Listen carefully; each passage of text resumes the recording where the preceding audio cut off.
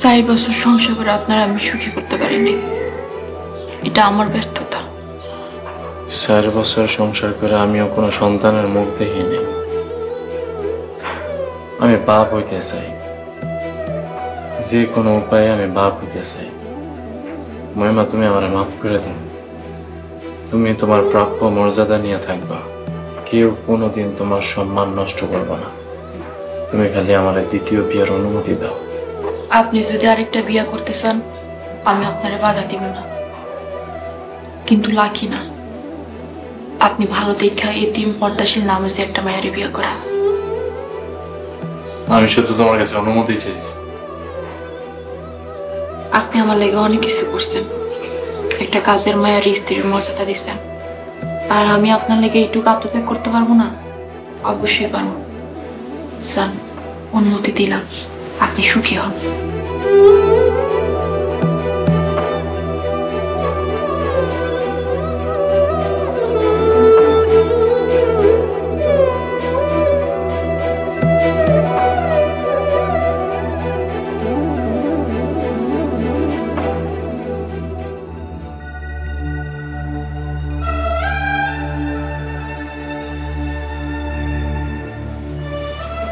মহিমা, তুমি কই যাইতেছো? ভয় নাই আলী, আমি এই বাসা ছেড়ে চলে যাইতেছি না। আজ থেকে আমি ছাদের রুমে থাকবো। আরে পাগল তুমি, তুমি ছাদের করে একলা একলা কেমনে থাকবা? কোনো সমস্যা হইব না ইনশাল্লাহ। আর আমি একা কই, আমার সাথে আমার আল্লাহ আছে, নামাজ আছে। শোনো, ছাদের করে থাকার দরকার নাই। এই ফ্ল্যাটে তো আরো 2টা ঘর আছে, তার চেয়ে ভালো হয় তুমি তোমার রুমেই থাকো। ওইটা আমার ঘর না, ওইটা আপনার ঘর। আর আপনার ঘর থেকে আমি আপনার কেমনে বাই করে দিই? আপনি যদি পারেন মাঝে মধ্যে ছাদের ঘরে গিয়ে আমরা এক পলক দিয়ে খাইসা। আমার একটা জানি, তাই তো ছাদের বাসায় চলে যেতেছি। আপনি আমি ভালোবাসা কাটাইয়া থাকতেছি না।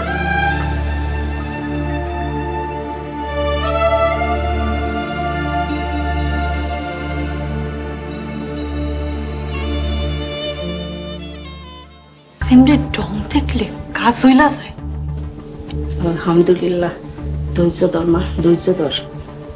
বাবার এই খুশির খবরটা দিতে হইব। খবরদার, তোর বাবার এখন কিছু খাওয়া যাবে না।